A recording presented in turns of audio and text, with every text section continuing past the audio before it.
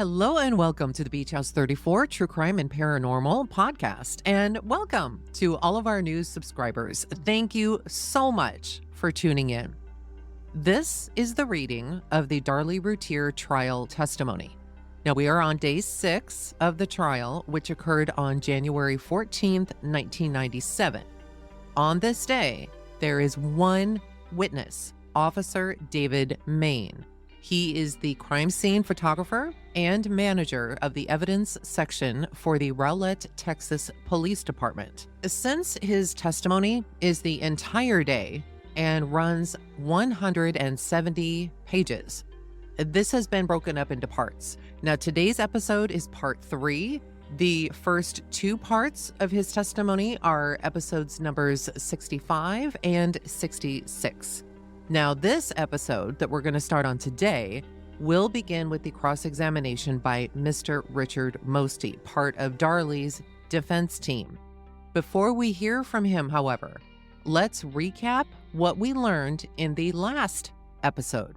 In the last episode, we heard a lot about the evidence that Officer Mayne located and photographs that he had taken. We learned about the blood-stained sock, at least the evidence that had been found outside in the alley and what he had taken a picture of. We found out about the pair of tennis shoes by the front door, which had traces of blood on them and which appeared to be owned by Darren, Darlie's husband.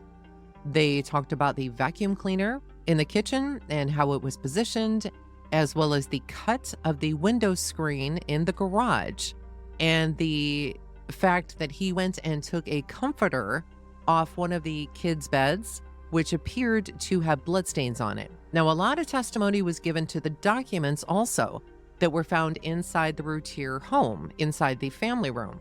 These documents included insurance policies, a marriage license, social security cards, birth certificates, and detailed plans for the disposition of property and custody of the children in the case of the parents' death.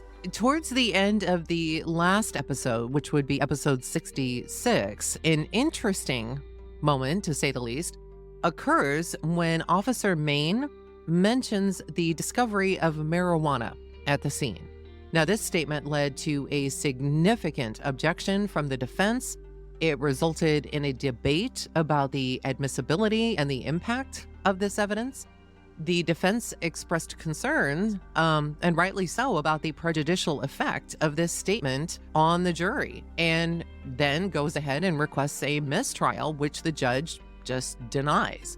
So when the jury does return to the room after this statement by Officer Mayne, the judge then instructs the jury to disregard the last comment about marijuana. So it's at this point that the questioning is then turned over to Darlie's defense team, and that's where we begin today. And again, we begin with the cross-examination of Officer David Mayne by Mr. Richard Mosty, who is part of Darlie's defense team. And the questioning begins with, Mr. Mayne, have you prepared any reports? Yes, sir. How many? Approximately 2. Approximately 2? 2. Is it 2 or is it approximately 2? It's 2. You're sure? Yes, sir. Okay. Did you take any notes? Yes, sir. Did you keep them? Yes, sir. Where are they? They're at my office. Your office in Rowlett? Yes, sir. When is the last time you looked at them? The notes? Yes, sir. That would be when I was there. Okay. Before the trial? Before the trial? Yes, sir. Okay. How many pages of notes? 1. 1 page of notes. How long are these approximately 2 reports? 2 pages. Each? No, sir. 1 page each? 2 pages on one and a paragraph on the other. When are they dated? The June 6th and June 14th. When is the last time you looked at those? During the trial. Okay. Why didn't you bring your notes? Because I have studied them and I have looked over my reports. Well, do you think maybe that there might be something in the notes that I saw that was interesting that you chose not to see? No, sir. Didn't think so? No, sir. Okay. At this point, Mr. Richard Mosty says, Your Honor, may we have Officer Mayne's reports, please? Mr. Greg Davis then says, of course, he's part of the prosecution. Yes, sir. I'm sorry. I was under the impression that the reports had been given. I have located one of them now. The court then says, well, give them to the defense. They will have time to review them. Mr. Greg Davis says, yes, sir. I have found the 2-page narrative, and I'll tender that at this time to Mr. Mosty. And I will continue to look for the additional page that was produced by Officer Mayne. The court then asks, do you need some time? Mr. Greg Davis says, this is the crime scene report dated June 6th. Mr. Richard Mosty says, thank you. The court says, all right, take your time, gentlemen. Mr. Mosty then says, do you want to move on and we'll take another? The court then responds with, well, whatever you prefer to do. Mr. Mosty says, well, it's a little hard for me to say and not knowing what's in this report. The court then says, all right, well, we can just bring another witness in. Do you want to go on to another witness and you can recall this gentleman? Mr. Mosty says, no, I would rather go along. They will find it before I let him go.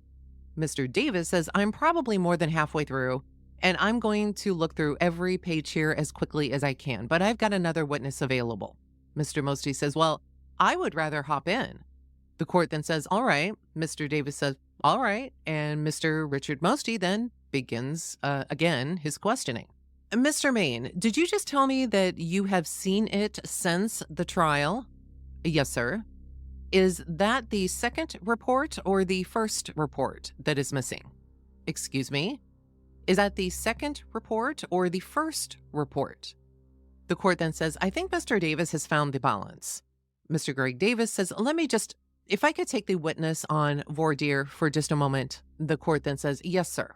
And so then Mr. Greg Davis gets up and begins the voir dire examination and asks Officer Mayne. He says, Officer Mayne, do you see this crime scene report dated June 14th? And he responds, yes, sir. Is that the other report that you're talking about? Yes, sir. Mr. Greg Davis then says, I'm tendering that report to Mr. Mosty. At which point the cross-examination by Richard Mosty is continued and resumed. He begins by asking, okay, Mr. Mayne, I have looked at a 2-page report dated 6/6/96. That's the date that's shown up on the left, I guess. And that's a 2-page report? Yes, sir. And one dated 6/14/96. And that's a 1-page report. Let me tender these to you and ask you, is that the sum total of your report? Yes, sir. Who typed those up? I did. And the notes are about a page. Did you tell me? Yes, sir. And they're still up in Rowlett? Yes, sir. Other than the notes and these 3 pages of reports, have you created any other document, handwritten, typed written, in any manner? Evidence tags. Evidence tags? Yes, sir. Okay. And is that just for the evidence that you seized or for other evidence? What I seized. So you filled out your tag for evidence? Yes, sir. Now, I take it it's not your habit to sign your reports. That's correct. How is this done? On a computer? Yes, sir. If I went up to Rowlett, when is the last time you looked at it on the computer? On the computer? Yes, sir. It was probably sometime in December. Okay. And when was this hard copy produced? I'm not for sure when that hard copy was produced. Is that computer stuff? Is it all kept under this file, for instance? Is every report on this case in one computer file? Yes, sir, under my file. Well, what about the others of Ward and some of those others? They have it under their files. Okay, can you get access to those? No, sir. If you went in and wanted to make some corrections in this narrative, you would just call it up on the screen. I could. And you could change it? Yes, sir. And there would be since it's not dated and signed, this hard copy, there would be no way for anybody to know whether a report had been changed, would there? Except the person who changed it. If I changed it, yes, sir. Well, or if somebody else changed their own report. So long as these aren't dated and signed, there's no way for someone to independently verify that this computer report has not been changed. Is there? Not to my knowledge. Is this the way you've been writing reports for your full 10 years there at Rowlett? Yes, sir. Is this the way everybody does it? I'm not for sure how other people do it. There's no requirement that you read and sign your reports? No, sir. I just have it printed. Okay, where does it go from there? It goes into my file, and then a report is generated for records. Do you make a habit of, after you have typed up one of these narrative reports, of sitting down and then handwriting out that report? No, sir. Do you see, is there any reason to do that? No, sir. Okay. You've been an officer there 10 years now. Is that right? That's correct. And did I understand that obviously you've gone to the basic school, but you have gone to some schools for specifically relating to evidence and collection and preservation? Yes, sir. Okay. What are those schools? It's just different crime scene schools. It's intermediate crime scene school, I think advanced crime scene school, like put on by the Department of Public Safety, different agencies. And how long have you been trained in evidence selection and retention? Approximately 8 years. Okay. But even your basic training covers that, doesn't it? Yes, sir. Okay. And how long have you been, were you in charge of this crime scene? No, sir. Who was in charge of it? As far as I know, Sergeant Neighbors, which is my sergeant. Is he your immediate supervisor? In crime scene? Yes, sir. Okay. Is he the highest ranking crime scene officer in Rowlett PD? Yes, sir. And then he works directly under the detectives, I take it. Well, or alongside is maybe a better way of saying it. Yes, sir. And you've been trained in blood sampling. Yes, sir. You have been trained, you sounded like you had some training in blood spatter. Yes, sir. You've been trained in photography of crime scenes. Yes, sir. And did you tell me that you had taken blood samples in some 50 cases? Yes, sir. Over your 10 years at Rowlett? Yes, sir. About 5 a year on average? Yes, sir. How many of those were homicides? Death investigations? Probably 45. By death, you're saying suicide or homicide or unknown? Yes, sir. How many of them involve multiple bleeding parties? 3. How many of them involve multiple bleeding parties who had been moving around the crime scene? 2. How many of them involve multiple bleeding parties who have been moving around a crime scene and the paramedics had come in and intervened on some of the persons? 2. One being this one? That's correct. And the other one? Yes, sir. And how long ago was the other one? Approximately 5 years ago. Okay, so in your 2 years, you've had 2 occasions that are at least, you've had 2 experiences of multiple bleeding parties in a crime scene where there's movement and paramedics and all those kinds of things. Yes, sir. All right. Now, were you called out there? Well, what were you called out to do initially? And I know you got sidetracked, didn't you? I was called out to help with the crime scene. Okay. And nothing more specific than that at the time? At that time, no, sir. Did you go pick up your camera? Yes, sir. And what other supplies? Paper sacks, trace evidence kit, that area. All of these Albertson sacks that we've got here? Yes, sir. They might not all be Albertsons, but they look like they're all Albertsons. You went by and picked those up? Yes, sir. Okay. But then on the way, something happened. What happened? We were dispatched to fire station number 2 to pick up some clothing. All right. One of the victims and the defendant. Quote, we. Who is we? Myself and Sergeant David Neighbors. All right. And who did you meet there? I met a paramedic, last name Zimmerman. Did you know him? Yes, sir. Were you informed that that's who you ought to look for? No, sir. How did you happen to make contact with Zimmerman? We went to the fire station and he was the one who handed me the sacks with the clothing. Okay. And this was at the fire station? Yes, sir. Where was Zimmerman? Inside the fire station. Where was the shirt? It was in a sack inside the fire station. What kind of sack? Just a brown paper sack. He gave you one sack? He gave me two. He gave you two sacks? Yes, sir. Did you look at them? Yes, sir. What did you do with them? I basically took over the evidence and secured it. Okay, well, you're going to have to explain to me what that means. Well, I mean, I didn't do anything to the evidence within the sacks. I put it in the car, basically. You opened the sack up? Mm-hmm. Did you look inside? Yes, sir. What did you see? I saw the blue jeans. Okay, you saw blue jeans? Yes, sir. Okay. And the underwear of the child. Okay. And a t-shirt in the other one. Okay. So one sack has the blue jeans and the underwear in it. How do you know there wasn't anything else? I'm sorry. How do you know there wasn't anything else in there? I just viewed the top of the sack inside the sack. You didn't reach in? No, sir. And pick up and verify what was in there? I could see plainly inside the sack that it was a pair of pants and underwear. Were they folded? No, sir. Crumpled? Well, just laying inside. Okay. Were they laying together? The underwear was on top of the pants. Okay. They were touching each other? Yes, sir. Did you happen to observe blood on it? Yes, sir. Was it wet blood? I'm sorry. Was it wet blood? I'm not sure if it was wet. It could have been wet. You don't recall? I don't recall. Okay. I'm not sure what sack that was, but those were in such a position.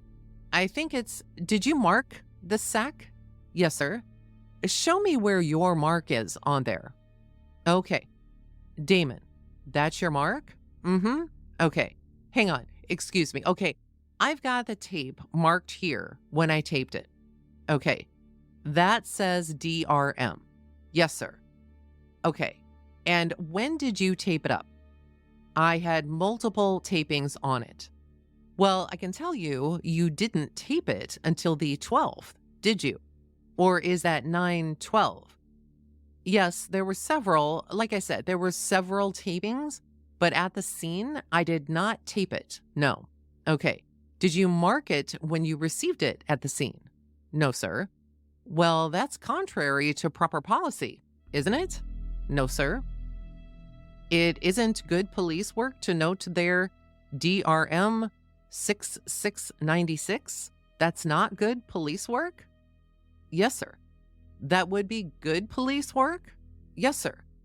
And it's not good police work not to note that, is it? No, sir. Okay. And these two bloody items were crumpled together in this sack, touching each other, weren't they? Yes, sir. And that's not good police work, is it? No, sir. To have two items in a bag like this? That's correct. Okay. Why do you mark things like that with your date and your initials? What's the purpose of that? For noting the bag and on the evidence that you collected it. And there was an evidence tag that I did attach to it that had my marks on it. Okay, but for the reason for doing the sacks is to say, quote, I got this, and to verify what it is, and when it was received, and how it was received, and who it was received from.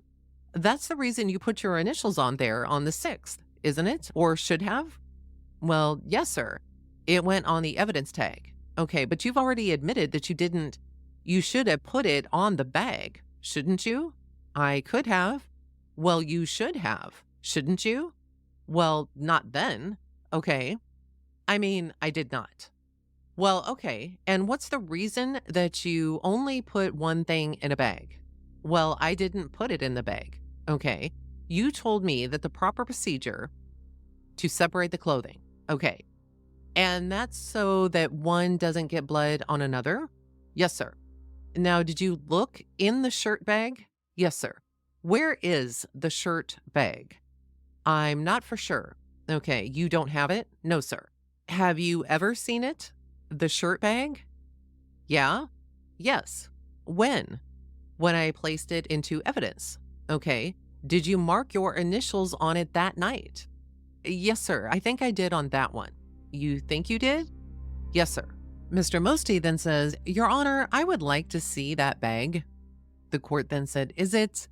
Mr. Mosty then says, I assume it was in the court says, Well, whatever is there, where would it be, Mr. Davis? Would you know? Mr. Davis says, I believe it's in evidence along with the t-shirt.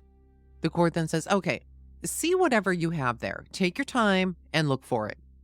Mr. Greg Davis says, Are you talking about the defendant's t-shirt? Mr. Mosty says, Yeah, the bag it was in. Mr. Davis says, That's 25. Mr. Mosty then continues his questioning and says to Officer Mayne, Let me show you this bag, which I think I've been told is Exhibit 25, State's Exhibit 25, and the contents. Tell me, look at the outside of the bag and tell me, did you or did you not identify it on the 6th? Yes, sir. Okay, the bag, the t-shirt. That looks like the bag that I put it in. Well, that it was in. Okay, where are your initials on this bag? I must have been mistaken. It was on the evidence tag. Okay, so you're now telling me that you did not identify this bag on the 6th. Well, it appears to be the same bag. It appears to be the same bag. Yes, sir. Okay, in appearance. And again, why would it be important whether or not it's the same bag? Is that important? And please, let me just make it in a general term. Why would a bag that something comes in be important? To identify it. Okay, well, were these other papers in here when you got it? No, sir, just a shirt. Just a shirt. And what was the condition of the shirt when you got it? It was just in the bag. Just in the bag. Yes, sir. Folded? No, sir. Did Zimmerman tell you that he had cut that shirt off Miss Routier? No, sir. Do you know where it came from? He told me that it was Darlie's t-shirt. Okay, but you don't know when Zimmerman got it. No, sir. It was that morning. You don't know where he got it. Off the defendant. Well, but you don't know that, do you? Well, he told me. But of your personal knowledge, you don't know, do you? No, sir. Okay. And you don't know what happened to it between the time that Zimmerman picked it up and when he handed it to you, do you? No, sir. How long a period of time was that? I'm not for sure when he retrieved it, but I got the bag as soon as I walked into the fire station. And that was at what time? That was approximately 4:05 a.m. Okay. And was it just wadded up and thrown in this bag? I mean, it was just in the bag. It wasn't folded. It was not folded? No, sir. Okay. And did you inspect it? Visually in the sack? Yes. Okay. And you could tell it was bloody? Yes, sir. And I don't guess you could tell much about the blood? No, sir. As you were sitting there? No, sir. Now, what was the condition of the sack? It was just folded at the top when I got it. Okay. Let me show you what's inside this sack. And I don't guess have you ever seen what's inside that sack? Right now? Yes, sir. Is this the first time you've ever seen it? Well, I mean, the shirt was in the sack when I retrieved it. No, I don't know what was in the bottom. There appears to be other bloodstains in this sack, doesn't it? Yes, sir. And I guess those bloodstains would have been in contact with the shirt. Yes, sir. Was the shirt moist when you saw it? I don't recall. You do not recall if the blood was wet or dry? It could have been wet. Do you remember if there was blood dripping in the bag when you saw it? No, sir. There was no blood dripping in the bag or on the bottom of the bag. There wasn't anything dripping out of the bottom? No, sir. Okay, but there was blood on the bottom of the bag, as you have seen now. Yes, sir. Was blood on, well, you told me you didn't see any blood on the bag, so you don't know whether it was wet or dry? Yes, sir. Okay. So you got those two pieces of evidence from Zimmerman and you didn't identify them. And what did you do with them? I put them in my vehicle. You didn't place any marks or staple anything to either of the piece of clothing so that you could identify it, did you? I placed the evidence tags, stapled it to the bag. To the bag, yes, sir. But that's later on, right? That's when I got to the residence of the house. Oh, you started the evidence tags that night, sir? You started an evidence tag that night? That morning. Okay. Then you got to the residence. Am I right? Yes, sir. And where did you place the bags when you were on the way to the scene? In the back of the car. In the back seat? Yes, sir. Trunk? Back seat? Yes, sir. Okay. And when you got to the residence, what did you do? I met with Sergeant Neighbors and Sergeant Walling. Okay. And they were in the yard? Yes, sir. Or beside the house. Okay. Let's see now. Neighbors rode with you. That's correct. So the two of y'all visited with Sergeant Walling there at the scene a little bit. Yes, sir. Did he brief you on, in general? Yes, sir. What he had seen? Yes, sir. Where did you park your car? In the front of the residence. Directly? It was over towards the northeast. Did you lock it? Yes, sir. That was a marked car? Yes, sir. It doesn't have any lights on it, but it is marked. Is it black and white or it's white with blue lettering, but no overhead lights? That's correct. Now then, what was the first thing you did after visiting with Neighbors and Walling? I was advised that a white tube sock was located in the alleyway approximately 2 houses down from the Routier house. Okay, so that was virtually immediately. Approximately 5 minutes later, 10 minutes later, Walling didn't brief you on that part? No, sir. Y'all learned that, I guess, after the briefing? Yes, sir. And you had your camera with you? Not then, sir. Did not have your camera with you? That's correct. After you were advised that there was a sock, what did you do? I retrieved my camera and went down to the location where the sock was. From your car? Yes, sir. What kind of camera is that? It's a Minolta 35 millimeter. And I guess you had a supply of film with you? Yes, sir. Okay. And where did you go? I walked down the alleyway and to where the white tube sock was. Accompanied by whom? Officer Bedingfield. Had Bedingfield been the one who advised you of the tube sock? Yes, sir. Did anyone else go down there? Sergeant Ward and Officer Ferry was down there. They were already down there? I believe so, yes. Were they standing guard over the sock? Yes, sir. And you took the photographs, and I think we've identified those. Yes, sir. How many photographs did you take? Approximately 7. Approximately 7? Yes, sir. Okay. Are those the first photographs that you took? Yes, sir. Then what did you do? I collected the sock. You picked it up? Yes, sir. How did you do that? With rubber gloves, I picked up the sock and placed it in a paper sack. Okay. And where is that sock? Where is that bag? Have you seen it? Well, wait a minute. This might be easier, Mr. Mayne. I'm not too sure about which is which, but let me hand you a sack and you tell me, is that the bag that you put the sock in? No, sir. How do you know? Because this is the sack where the knife was in. All right. Does it say knife on it or something? I got the sock, but I haven't got the bag.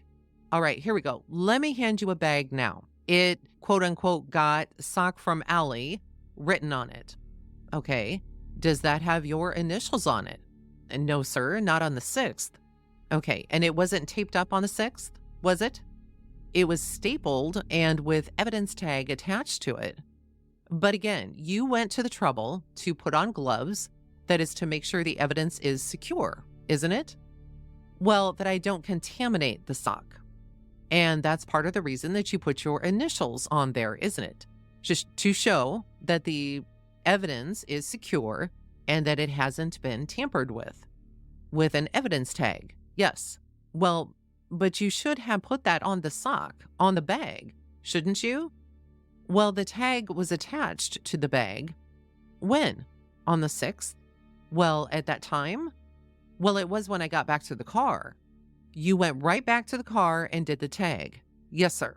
Okay, so this would be the third tag you did. Yes, sir. First one is which one? Excuse me? First one is which one? It would be Damon. Okay. That would be the shirt or the jeans?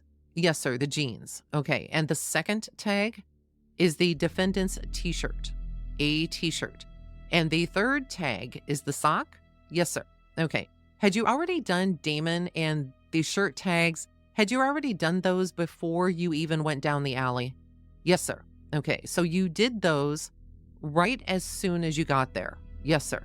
Before or after you visited with Walling and neighbors? Before. Okay. So you picked those up, you picked the sock up, and you go right back down and you enter that in your evidence log. Do you call it an evidence log? What do you call it? I placed the sock in the car along with the other 2 sacks. Okay. And you made an evidence tag, did you call it? Yes, sir. And that would be number 3. I mean, that's the third tag, all right, that I filled out. How did you fill out those tags? Did you put numbers on them? I put the service number. What does that mean? The service number that we identified the case with at our police department. Okay, so that's 96 something or other. 18563, I believe. Okay, you put the service number on it. What else did you put on it? I put Routier, meaning the name at the top, and then I put the address, my name, and the date, and then the listing of what the evidence is. All right, you made that collection. Then what did you do? I started photographing the exterior of the house. Before you went in it? Yes, sir. Okay, how many pictures did you take of the exterior? I'm not for sure, sir. All right, so you visited with Walling. You went down and got the sock. You photographed the house. What's the next thing you did at the residence? We waited for James Cron to come to the location. All right. How long a wait was that? That was approximately 6:00 a.m. when he arrived. Okay. Let me go back for just a second to these evidence tags so I'll be clear on that. Is this a book you've got? No, sir. What is that? It's just an individual evidence tag. Okay. And you fill it out, and what do you do with it? I attach it to the sack. Staple it? Yes, sir. Well, when are those removed? They stay on them with the evidence. Well, we know that's not true, don't we? Don't we? Well, yes, sir. It's not with it now. Pardon? It's not with it now. Okay, so these tags that have been stapled to the evidence are now gone? Yes, sir, they are. Who did that? I'm not for sure. And that's not proper police work, is it? I mean, we still have the evidence, but not the tag. Well, maybe we do still have the evidence. Maybe it's the same and maybe it isn't. Isn't that right? It is the same evidence. Well, same evidence. Okay. Well, then why is it you go to all this trouble to staple these tags to these bags? So there will be a record of that piece of evidence. So it's secure? Yes, sir. So it's not tampered with? That's correct. So it stays in the same condition as before? Yes, sir. So that someone can identify it and say, this is how it was when I saw it. And the next one can say, this is how it was when I saw it. Yes, sir. Those are the things you do. Yes, sir. But we didn't in this case, did we? I personally did. Yes. You did your part. Yes, sir. You stapled it on there, but somebody has torn those tickets off of these 3 items that we've talked about so far. Yes, sir. Do you know who did that? No, sir. Okay, so you photograph the scene. Cron arrives, and who goes in? Myself and Sergeant Walling and a neighbor, Karen Neal, entered into the house. Okay.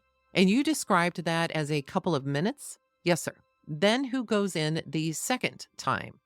When Karen Neal exits, James Cron and Sergeant Neighbors entered into the house.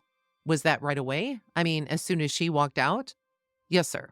Or, no, who went back in? Sergeant Neighbors and James Cron. And yourself? And myself and Sergeant Walling was inside the house.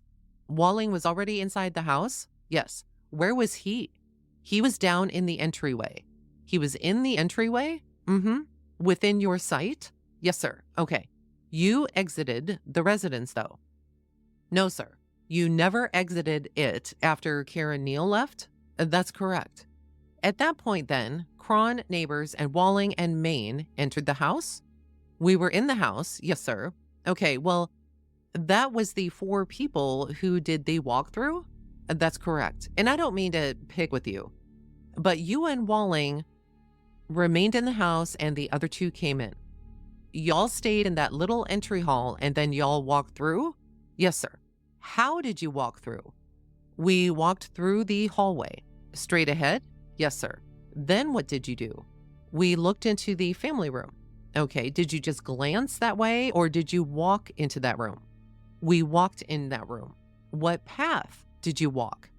We walked, as you come out of the hallway, we walked inside, take a left inside where the body was and walked back out. That's the path that we took. Okay, you walked in over the area where the body had been removed. We walked around the body. Yes, sir. You mean you walked around the blood? Yes, sir. Okay. 4 of y'all went in there, single file. Yes, sir. Single file. Okay. Who was in front? My recall, it was Sergeant Walling. Okay. Next. I don't recall which order it was in. Okay. Y'all walked in a single file, one behind the other. Yes, sir. And then what did you do? We stepped over the blood. Right. Okay. All 4 of you? Yes, sir. Okay. And we looked at the scene. Okay. Then what did you do? Did you go back out single file the opposite way? Yes, sir. So whoever was last was first out in single file? Yes, sir. Okay. Then where did you go? We went into the kitchen area. And you knew, and everybody there knew to be careful not to step in blood. That's correct. You went to the kitchen area? Yes, sir. Did you walk straight until you saw the kitchen? As you were walking in the kitchen, you walked straight ahead? Yes, sir. And how far did the 4 of you walk in? Walked in all the way into the kitchen area to the utility room. Okay. And again, do you remember who was in front and who was no, sir? Or what the order was? No, sir, I don't recall. Now, when you walked down the hall and turned, actually, when you turned into the living room, did you look in the kitchen? I glanced. Yes, sir. Okay. And had you seen that plastic runner? Yes, sir. And had you seen the green rug? Yes, sir. And had you seen the vacuum cleaner? Yes, sir. Okay, so as you were walking in, actually, and had y'all already decided to do that y'all were going to go in that room first? No, sir. Okay. Was Walling leading, sort of saying, look in here? Yes, sir. I mean, he took the lead. Okay, so Walling was actually directing your attention into the living room. Yes, sir. But you had noticed, just as you walked by and glanced, the runner and the green rug and the vacuum cleaner already? Yes, sir.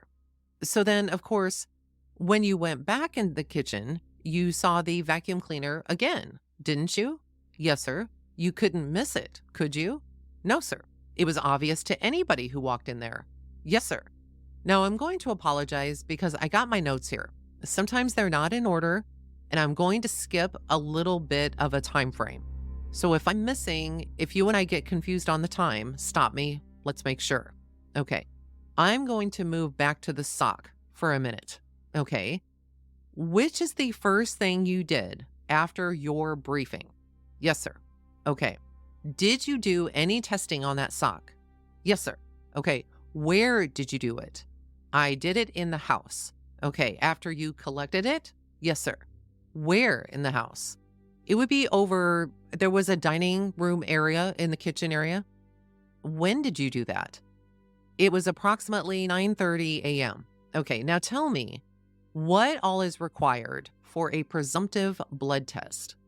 It's just some distilled water, and there's a what I call a D stick type, and you just put a little distilled water on it and kind of put it on the stain itself, and it will turn a certain color. Is that D stick, what is it made of? I'm not sure, sir. I'm not qualified to answer that. Is it paper type? Yes, it's just a small stick, flat stick, like you buy a package of them. Yes, sir. And like any number of things, you can dip it in a glass, different things, and there will be reaction, a change of color. Different items, yes. So this one indicates, at least presumably, that blood may be present. That's correct. And you carry those. You carry the distilled water with you in your car. We had to go buy some, yes. And who had the sticks? We gathered those, if I'm not mistaken, from the hospital. Okay, and this test takes, what, less than 20 or 30 seconds? Seconds. Seconds? Yes, sir. Okay, and that's mid-morning that you had done that. Yes, sir. Now, while you're out there, did anybody ever suggest to you that there had been some knives found? Yes, sir. Okay. Inside the residence? Outside the residence? No, sir. You never heard that? No, sir. Okay, well, if knives were found, you could have gone down there with your little presumptive blood test and tested those knives right on the scene, couldn't you? No, sir. You couldn't have? I mean, I wasn't aware of the knives. Okay, well, bear with me here a little bit. If there were knives found across from the sock, can you recognize State's Exhibit number 7 as an aerial of the Eagle Drive area? Yes, sir. Okay. And this is Eagle on the end, 5801 Eagle? Yes, sir. Okay. How many houses down was this sock found? Approximately 2. Approximately 2. Fourth house down from the end at 5709 Eagle Drive. Okay. And you do not know whether or not there were knives found on the house on Willowbrook? No, sir. Just directly opposite from where the sock was? No, sir, I was not. If there were knives down there, could you have gone down there and in less than a minute, walk down there, or once you got there within less than a minute, sit down and do a presumptive blood test on the knives that were across that alley? If I was advised so, yes. Okay, that would have been easy to do, wouldn't it? Yes, sir. Okay. Now, while we're still here at the beginning phases, let me show you what you've already identified as your 3-page report. I want to direct your attention to the first paragraph of it. Yes, sir. Your report indicates that the second thing you did was photograph the house, doesn't it? Yes, sir. Okay. And then after that, you did the tube sock? Yes, sir. So one of either your report is wrong or your testimony is wrong. Is that fair to say? Yes, sir. Okay, now going on down at approximately 600 hours, do you see that sentence? Yes, sir. You described who entered the residence? Yes, sir. Okay, that's wrong, isn't it? Yes, sir. I have another officer in there that was not at the scene. Okay, you mistakenly identified who went in the house with you, didn't you? Yes, sir. And this was on the 6th? Yes, sir. And you were just flat wrong when you said who went in the house in your report that you wrote on the 6th. On this one, yes, sir. Okay. Is your testimony correct? Yes, sir. And the report is wrong? Yes, sir. Which was done at that time? Yes, sir. Or was it done at that time? I'm sorry? When was it done? It was done on the 6th. On the 6th. Did you write a supplement to correct any of these errors? No, sir. Did you even know about these errors? No, sir. Okay. I mean, I found out later. Okay. But not at that time. Okay. All right. So you did now, back to the walkthrough. You've gone in the living room, then you've gone in the kitchen. And then what did you do? We proceeded into the utility room and then into the garage. Okay. And did you go in the garage? Yes, sir. How far? To the windows and that far. Okay. The four of you marched in again, single file. Yes, sir. All the way to the window. Not all of us at once. No, sir. How did you do that? Well, it would be impossible, wouldn't it? Yes, sir. To go in there single file to that window. Yes, sir. Okay. How did you do that? Each one of us kind of went up to it. Okay. Separately. And then you looked at it and then walked back? Yes, sir. Were you able to see what the others did up there? Yes, sir. Okay. Were you standing back by the door or something? I mean, I was standing where the cat cage was when they were there. Okay. Or animal cage. Okay. You were standing at the animal cage when somebody else was looking at the screen? Yes, sir. Okay. I'm going to show you what is State's Exhibit 40. And you described this as a depiction of the garage. I can't hardly see it. I'm sorry. On the right is a depiction of the garage. Yes, sir. That area is. Okay. And the area where you entered is where? Sir, could I step down, please? Sure. The court then says, please step down. And Mr. Mosty then continues. All right. If you can hold that side there. All right. Right here. We entered into the garage from this doorway here. That exhibit, that part of 46 there, actually shows a little bit of the kitchen, a little bit of the utility room, and a little bit of the garage. That's correct. Or is it all the garage? This goes this way. Is it all the garage? Yes, sir. This is the garage here. Okay. Now you might need to sort of do that twice. So everybody down here, this is the garage area. This block towards the top of this picture? Yes, sir. Okay. And y'all went in single file over to that screen.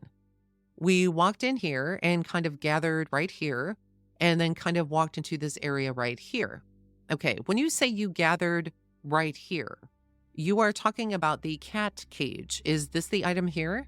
Yes, sir. This area right in here is where we gathered. Okay. And then you walked over to the screen one by one? Yes, sir. And what did you do when you were over at that screen? Looked for blood evidence. Okay. You can go ahead and have a seat. Okay. Did you look at the screen? Yes, sir.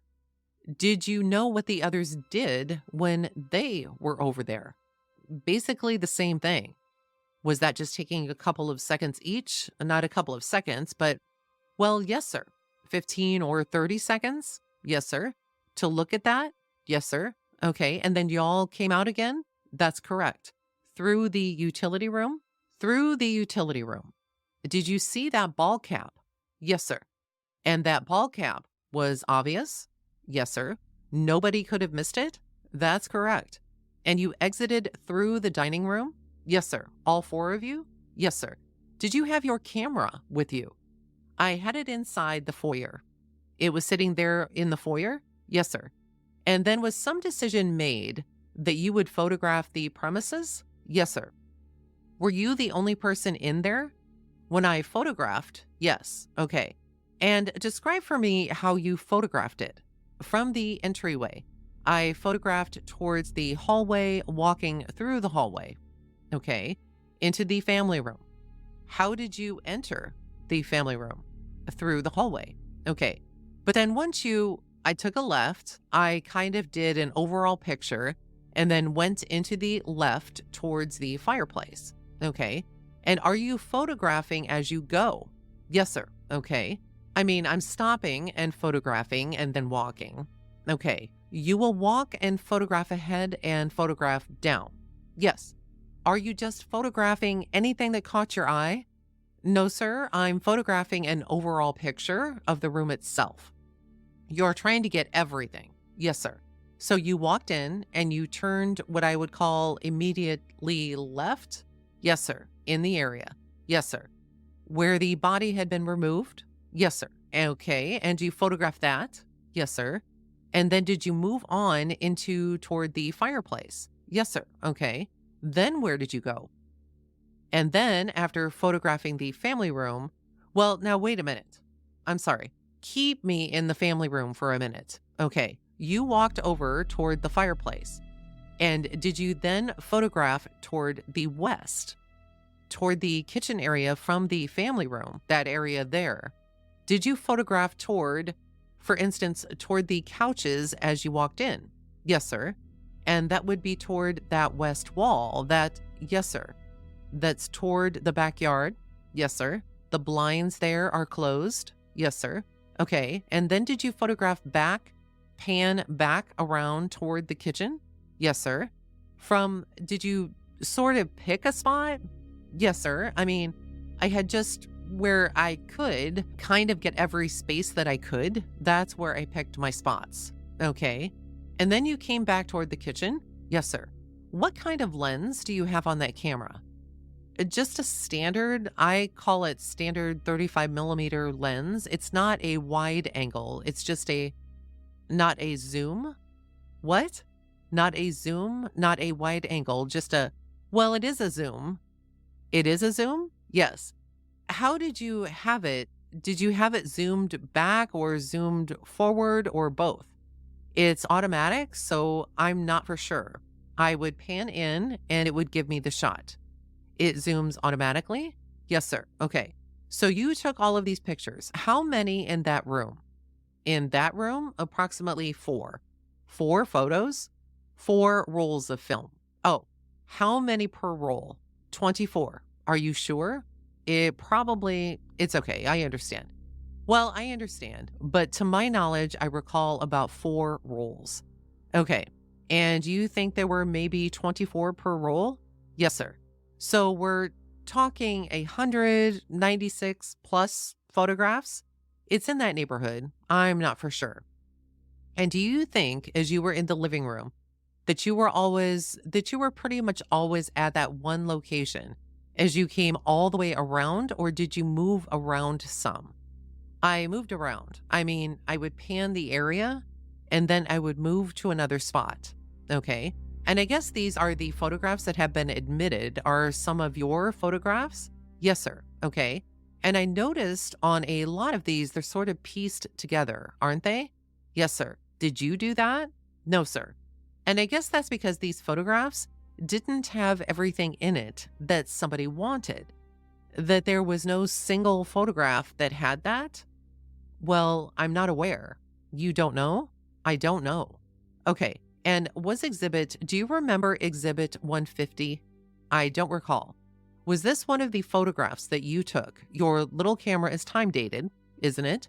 Yes, sir. Is this exhibit 150? Is that one of the photographs you took? Yes, sir. As you went through the first time? Yes, sir.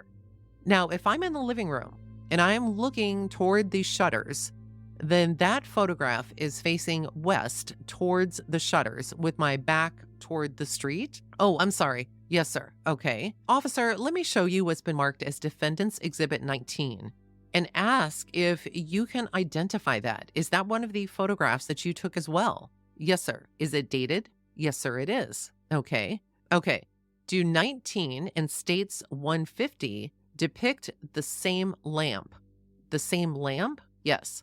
However, in 19, the lamp is still up on the couch, isn't it? Yes, sir. Okay. And there's a pillow on the couch. That's correct.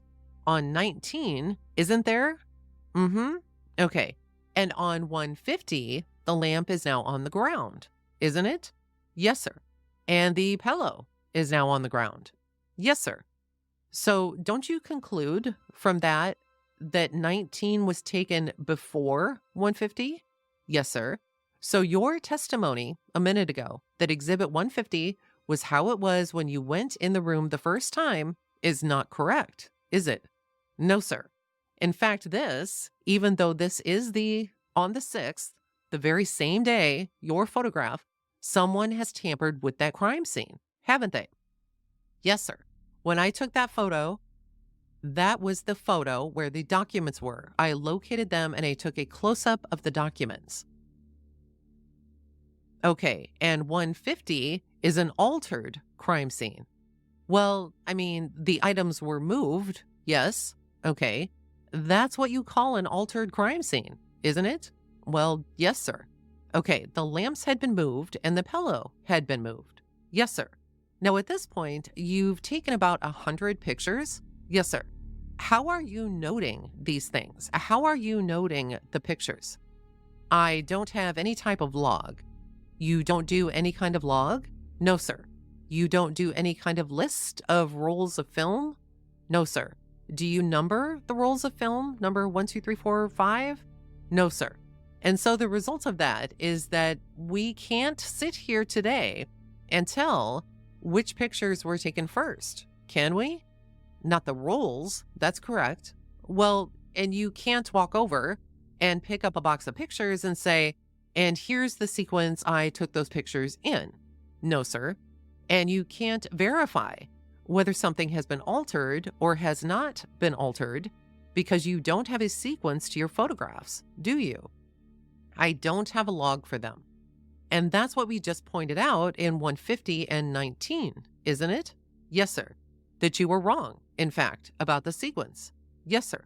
One of those photographs on 150, weren't you? Yes, sir. And had you had a contact sheet, do you know what a contact sheet is? Yes, sir. Y'all don't do contact sheets in Rowlett? No, sir. Well, what is a contact sheet? Well, it's just where you have as best of my knowledge, it's where you have the negatives laid out one beside each other. That's what I interpret it. Okay.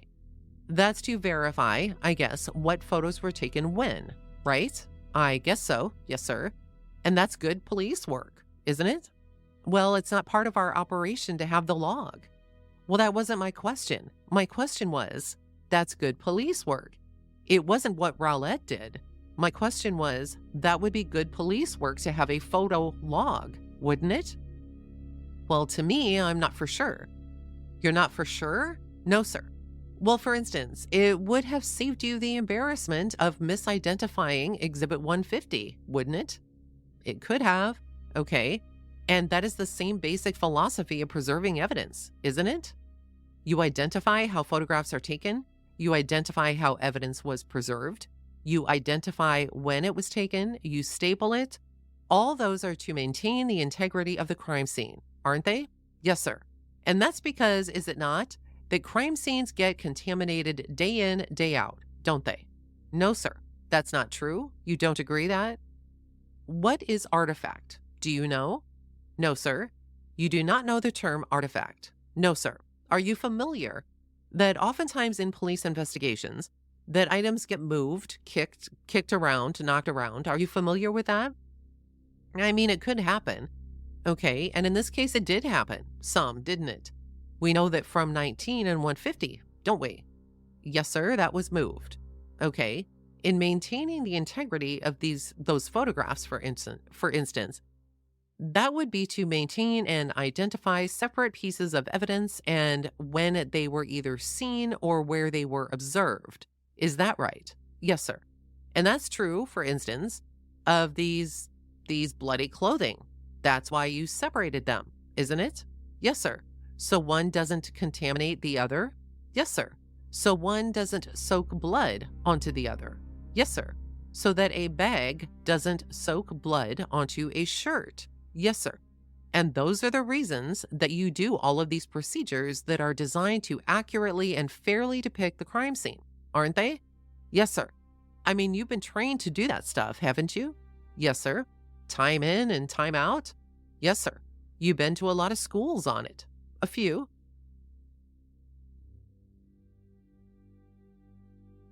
And with that, we're going to end this particular hour 4 of Officer David Mayne's testimony, and going to pick right back up with where he left off in the next episode, which actually will be coming out very, very soon. The thing that I kind of want to go over is some of the things that he spoke about in this episode. Just a few things to kind of put it in a nutshell. So he's called to the Routier home, but he first has to stop at the fire station to gather the clothing that Zimmerman had gathered from the hospital. And he grabs from the fire station 2 bags.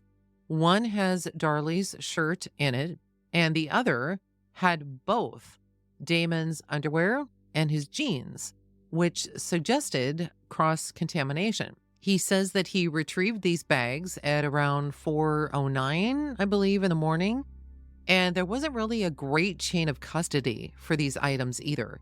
He took the bags and put them in his car. He said he put them in the back seat, and then he went to the Routier home and was told about the tube sock in the alleyway. So he then went to the alleyway, got the sock, put it in an evidence bag, went back to the car, and then labeled it. He then placed this bag with the others, the other two, so Darlie's t-shirt and Damon's clothing, in the back seat of the car, and then he began to take pictures of the exterior of the house while he and other officers waited for James Cron to show up. Now, he later testifies that he did a presumptive blood test on the sock inside the house, not while he was outside, but inside the house near a dining area in the kitchen. They also, in order to perform this test, needed distilled water, which they did not have with them, and they had to go out and buy some. While he was in the alleyway, taking a look at the sock and gathering the sock for evidence, taking photos, he was never told that there were knives located directly across from where the sock was found. He did say that had he been told, he could have done a presumptive blood test on them. So I found that kind of interesting that he was never even told about these knives. Now, these three items, these three bags, the Damon's clothing bag, Darlie's t-shirt bag, and the sock bag, were obviously there in court while he's testifying. It's learned that these three particular items, all three of these bags that were in the backseat of his car, had no tags on them identifying what was inside or to show who had looked at the evidence after it had been tagged by Officer David Mayne. So somewhere between the time that he has them in the back of his police car, he's tagged them, he's identified them. From that point up until the time that they're in trial, somehow these tags have disappeared off of these evidence bags. Another part of his testimony was that once everybody had arrived and they had gone through the walkthrough of the house, he talks about walking around the scene and how they walked in single file. And the first thing that came to my mind was if they wore booties or something to cover their shoes when they were walking all over the house so that they weren't tracking all over the place. I haven't heard it mentioned yet, but maybe that's something coming up later. I don't know. This was just something that popped into my head as I was going through this testimony. He does mention when he walks in the house that he glanced into the kitchen and saw a plastic runner, a vacuum cleaner, and a green rug. Now, this green rug is going to be important in the next part of his testimony, so that's something to listen for. His actual police reports that were done on the same day that he was at the residence on the 6th differ from what he has just testified to. Now, for instance, he says that he first got the sock and then photographed the outside of the house, and then said that he didn't name the right people who were in the house with him when they went through the walkthrough or who was still in the house during his testimony. But his report for that day, the same day, says that he first photographed the house and then went to the sock. He then testified that the testimony that he gave in court was correct and not the reports that he had written the day of the incident. He then admitted that he never went back and created a supplemental report to fix these discrepancies. He does mention when he's walking through the utility room, the black ball cap on the floor, says it was very, very apparent. You couldn't have missed it. And how it kind of ended up in this particular episode. They talked about two of the photographs that were taken, the state's exhibit number 150 and the defendant's exhibit number 19. Now, both of these photos show a pillow and a lamp near the couch. Officer Mayne said that the first photo, just like when he first walked in, he took a picture, and this is just how it was State's Exhibit 150.